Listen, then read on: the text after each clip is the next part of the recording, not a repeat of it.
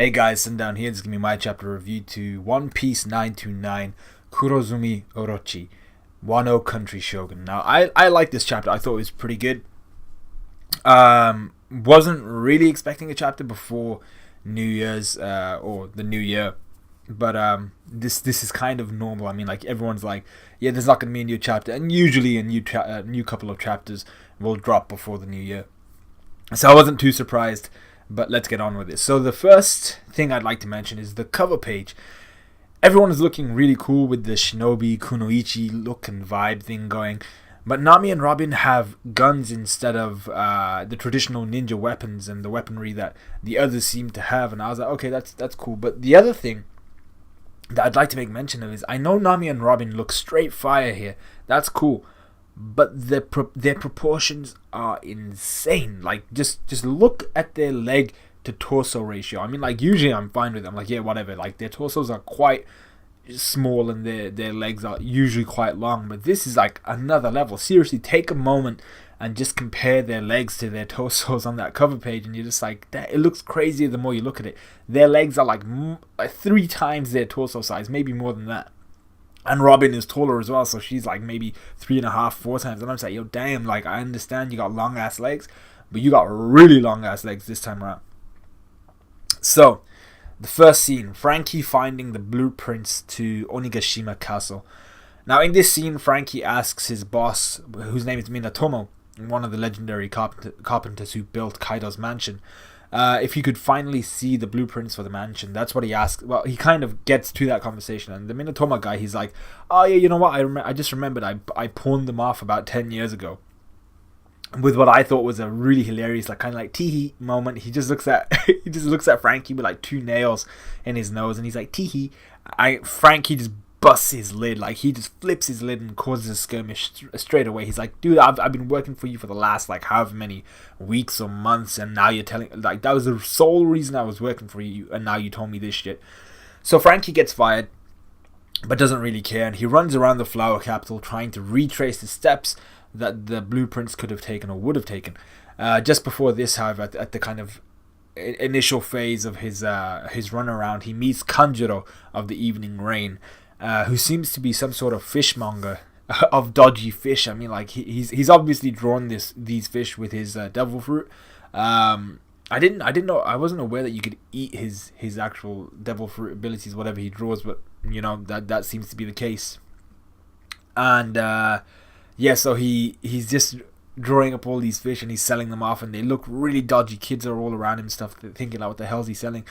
And Franky takes his time here to inform Kanjuro of this little mishap while he searches for the blueprints. So Franky goes through the entire list of people who had been in possession of the blueprints at any point in time, only to find out that someone from Kuri had stolen the blueprints from the last owner of the blueprints. So the last owner of the blueprints, I think, is some guy called Camel or some shit. He's like, yeah, some guy from Kuri stole them from me. So Franky calls up Kinemon, who is with Inuarashi and company, and is told to help out elsewhere in the capital. Meanwhile, Kinemon wonders who could have stolen the blueprints, only for us to see that the minks have stolen food from Kaido's lackeys in the factory, and have left a note pinning the blame on Shutenmaru.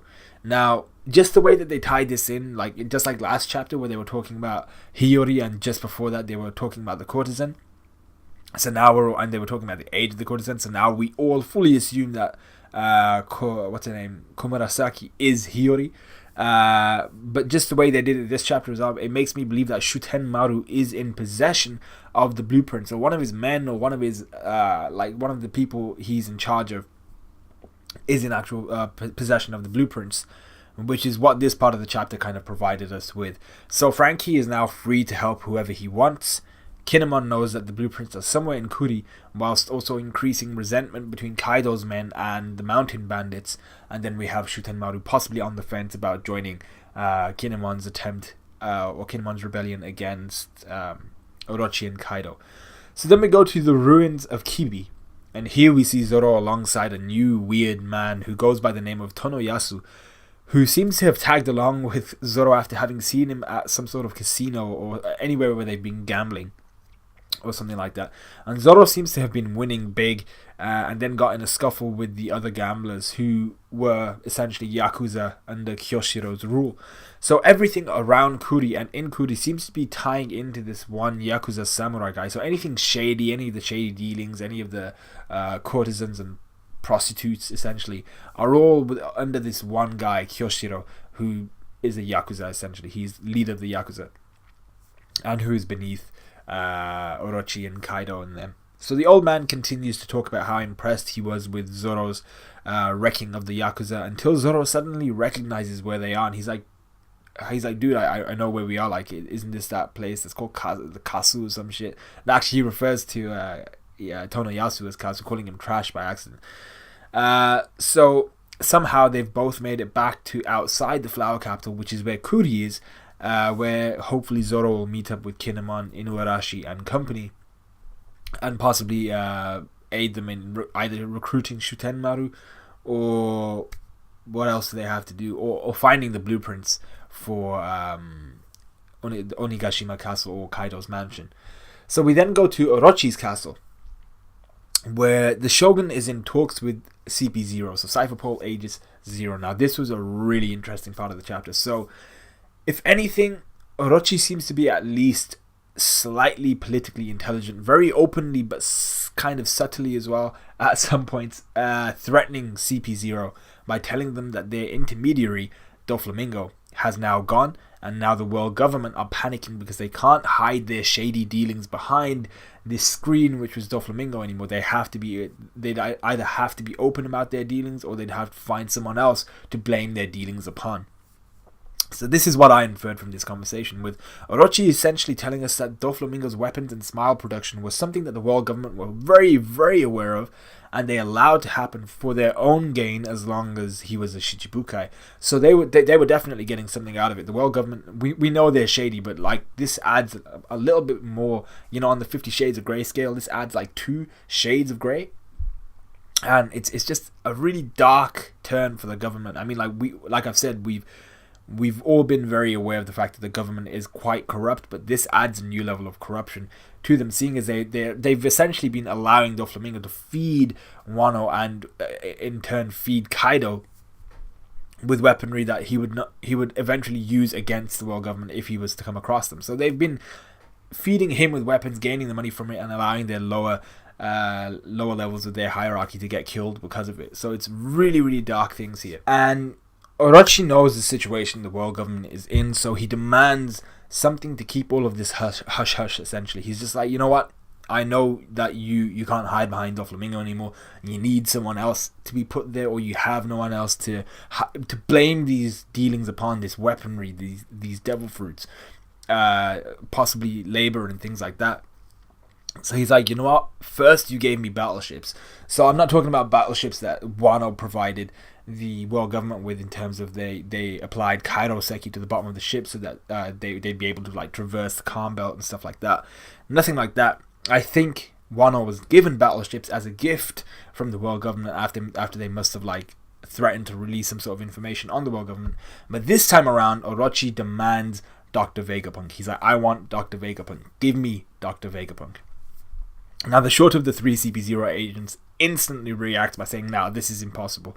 Orochi proceeds to shoot the head of the second tallest agent there for some reason. I mean, like, shoot the guy that's rejecting you or denying you, your claim. But he shoots the other guy. He's like, so imagine someone squares up to you and you just hook his friend, like, oh, you shit. Why would you? I have no idea why he did that, but he tells CP0 essentially that he's unafraid of the government, the Celestial Dragons, or anyone else for that matter, and Wano cannot be toppled because he has Kaido at his back. Now Orochi's silhouette changes here, with 3 dragon heads sprouting from his shoulders and back, glaring at the CP0 agents, and I'll come back to this, but I feel like the world government and the Marines are going to play a larger part in Wano, and Orochi here might be getting a little bit ahead of himself. I hope Orochi is actually powerful, because he's here making some incredible demands. He's here threatening Cypher Pole Aegis 0 agents, but I think he's in over his shoulder. He's in over his head. He's in over his... I forgot what the term is. He's basically in for a tough trip if he carries on like this. So yeah, those Cypher Pole... I was I was shook that he shot that guy. I was like, nah. But the fact that he releases his devil fruit and he's there trying to intimidate these guys, threatening them with Kaido, something is going to go down. So Orochi's party is something we get directly after his threatening of the Cypher Pole Aegis Zero individual. So we then get a dramatic intro to Orochi with him being frivolous with food and women and all of that good shit. And point one here, one of the geisha girls is Robin, obviously. Point two, one of the geisha girls looks a hell of a lot like, and might actually be, and I'm pretty sure it actually is, Stussy, another CP0 agent, but someone who obviously has infiltrated Orochi's kind of, I'm not even sure what you'd call him. It's not really his harem, but the people among him, his kind of environment. So we then see Orochi's face for the first time, and his head, oh my god, his head is gigantic with a very Wario looking kind of physique. He's got like the Wario mustache, an oversized crown for his oversized head, and both his upper canines are kind of large and flat molar looking. Speaking of moles, Orochi seems to be blissfully unaware of the geisha who looks like Stussy, as I mentioned before, which has me thinking that the world government, coming back to this point, the world government and Marines are planning something this arc. Orochi has already mentioned that the world government are uncomfortable with their screen of Doflamingo having been torn apart. They now have no one to hide their shady dealings behind. So what would you do in this situation? As a government, you would cut off the loose ends. Orochi and Wano, mostly Orochi, need to be silenced, and it just so happens there are 4 of the however many CP0 agents there are. I think there might be 8, but the 4 of them are there. So we have Stussy and we have the 3 other guys, the bowler hat dude, the guy that got shot, and then the guy with the kind of pinhead looking thing with his hair. So the world government, I think, are gonna make a power move, and considering how many of the supernova are there as well, the world government could have a field day if they just threw in major players into Wano and just let shit explode around them. It would be amazing. Absolutely amazing. And considering Cypher Pole Zero there as well, crazy. So the final scene is with Sanji and Law, and they've remained in the Flower Capital. We see the assassins who have been called to take out Law and Sanji by Kyoshiro. So he was like, go call Queen's assassins. And apparently these assassins are called the Flying Fighters. There's 6 of them, they're 6 of the strongest headliners in Kaido's crew, and two of these flying fighters have been called to take on this task. The first is a dragon fruit user type, so it's an ancient type fruit, and it's model Spinosaurus. His name is Page 1. He looks dope as fuck and has an emo fringe down like one side of his face, so you know he's ready to tear shit up. You know, this guy's gonna be singing to you, serenading you, and killing you at the same time, all of that good shit.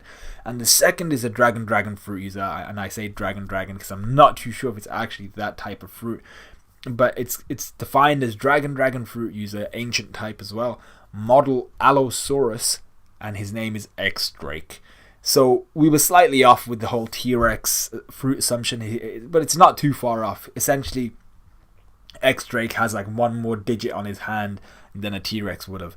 And possibly smaller differences here and there. I'm not what do you even call an expert in dinosaurs? It's not a paleontologist. It's an expert in dinosaurs. I'm not one of those.